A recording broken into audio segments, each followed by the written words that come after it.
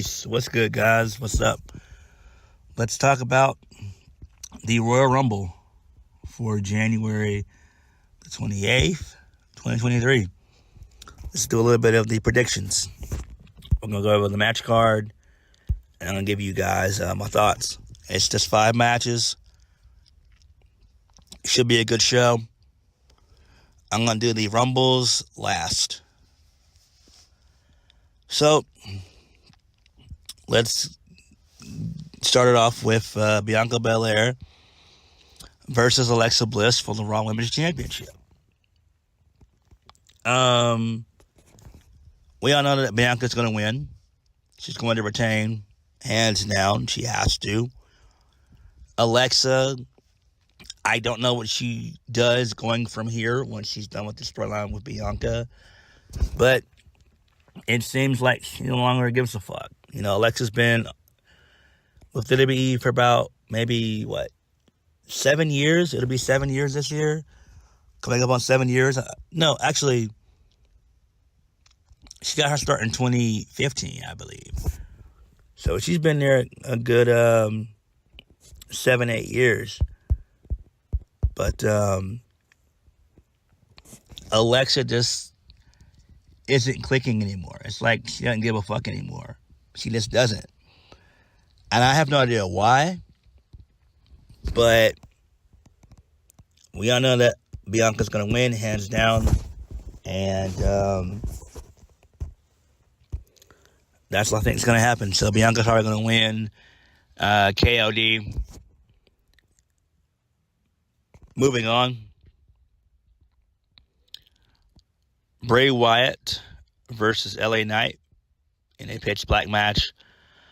This is actually one of the matches I'm looking forward to see the most. Outside of the Rumbles. So,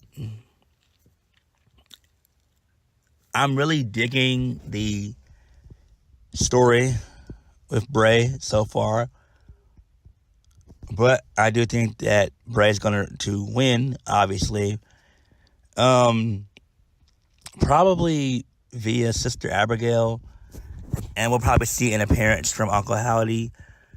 And he probably will be revealed as either Bo Dallas or Cameron Grimes. More than likely, it'll probably be Bo Dallas, which actually would make the most sense. LA Knight has played his role in this story tremendously, and I dig it. And he's giving us some real good, in-depth character work. And I do think when he comes out on the other side of this, he'll be even more over going out of it than he did starting the feud with Bray. But we do need to have a reveal of Uncle Howdy, and it needs to happen. This has been going on for about 2.5 months now, so it's time for them to progress the story a little bit more. And I think the Royal Rumble is the perfect way to do it. So that's what I would do if I was booking it. Next, Roman Reigns versus Kevin Owens for the WWE Unified Universal Championship. Roman Reigns is going to retain, obviously. And then I do see, or what I'm predicting, post-match that Roman gets on the mic, says I've beaten everybody, I had to beat KO twice again, there's no one left, and then that's when we hear The Rock's music. And The Rock just comes out, soaks in that fucking great pop, that great ovation from the fans. Because when he comes, it's going to pop. I mean, that pop's going to be tremendous. That pop is going to be insane. People's eardrums are going to fucking rupture. I'm serious. Like, when The Rock comes, and he is going to come, I don't care what people say, The Rock will come. He will show up. This has been basically 3 years in the making.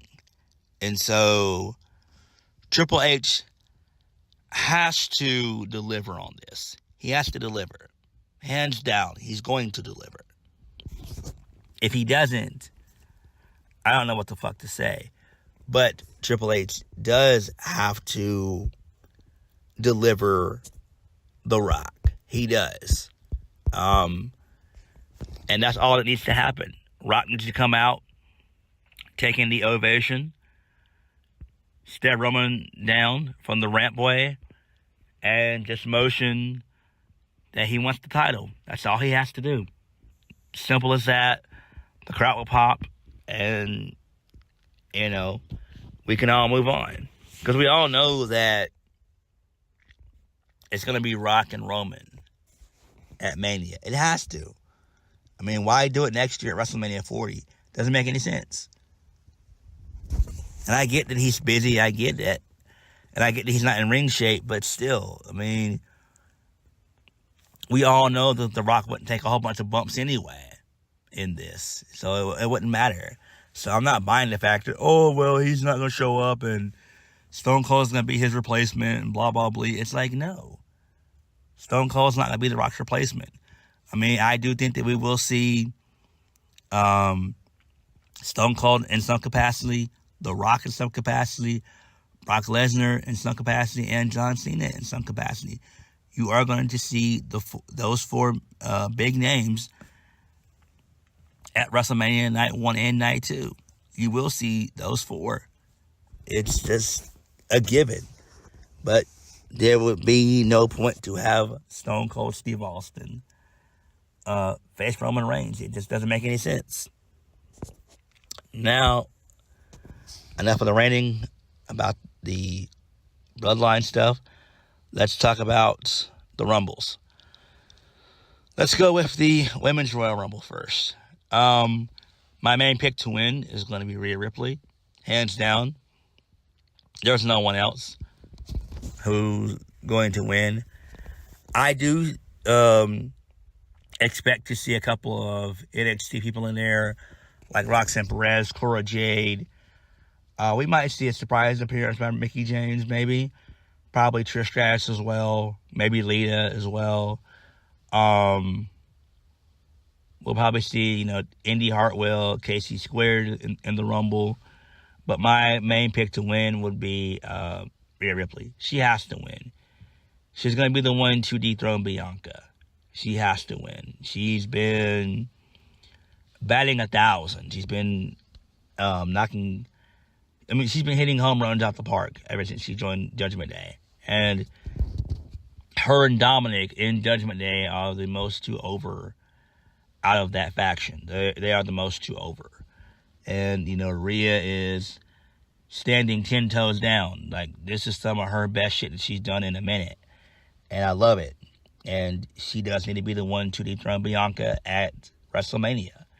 So, Rhea Ripley has to win. There's no one else. It's either her or bust. And that's just what it is. The Men's Royal Rumble.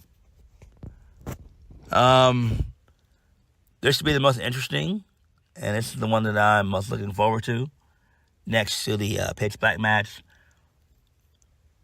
The Men's Royal Rumble should be great. We all know that Cody's going to win, hands down. It has to be Cody Rhodes. I do expect to see some surprises. We'll probably see Jay White appear. We'll probably see maybe AOP come back and appear in the Rumble. We'll probably see Nick Aldis as well, because I'm pretty sure Mickie James is going to be in the Women's Royal Rumble. So we know that Nick Aldis is not going to be far behind in the Men's Royal Rumble. I do see him showing up as well. Jay White. Maybe Jeff Cobb as well. I don't know who else could show up, honestly, outside of those big surprises. I don't know who else who could show up. I mean, we know we're going to have the typical NXT showing, like your Carmelo Hayes, Probably your Braun Breakers, your Grayson Wallers. Those guys are going to be in the Rumble for sure. I'd be shocked if we didn't have either of those guys in the Rumble. I mean, Carmelo's doing the best work he's done in quite some time in NXT. And then, Braun's getting more main roster exposure. That's good as well. But my pick to win hands down is Cody Rhodes. And the Royal Rumble should be a good event. Now, the question is, does it need to be 4 hours? The answer is no. With just 5 matches, no. You could do the opener of the show, which I would not be against. You could do Bray and LA Knight first. That's how I would do it, kicking it off. So you do LA Knight, Bray. Get him about maybe 15 minutes to tell a story. Then you do Bianca and Alexa Bliss. You do that, tell a story about 10, 15 minutes. Women's Royal Rumble, which is going to be probably about an hour. Then you got Reigns being basically the co-main event. And then you have the Men's Royal Rumble. So that's how I would do it in that order. You could do all that stuff within about 3.5 hours, give or take. Both Rumbles be close to an hour each. The men probably an hour and 5 to an hour 10. Women, I would do probably about maybe an hour to an hour 5 minutes. The men, I'm going to take that back, an hour 10 to an hour 15. Maybe an hour 20 for them, but for the men, I'd be fine with just an hour 15 minute Rumble. Women, an hour and 5 minutes. That's just how I would do if I was booking things. But the Royal Rumble should be good, and I'm down for it. I'm excited for it. So on that note, thank you guys for watching. Please hit the like button, comment down below, and subscribe for more videos. Leave your thoughts. What do you guys think? The Rumble should be a good one. I'm out. Deuces.